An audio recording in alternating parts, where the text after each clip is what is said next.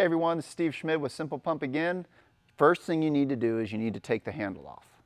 So that's going to be the 4 bolts that connect it to the pump head.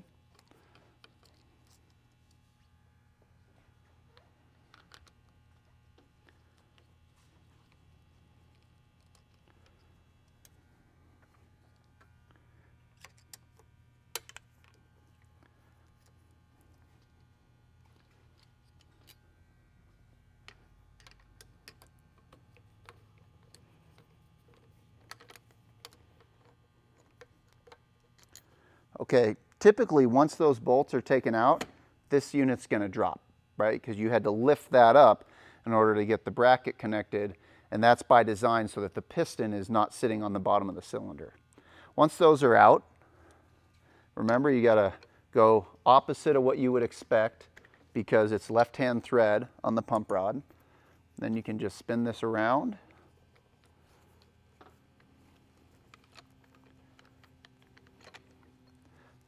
Now your handle's off.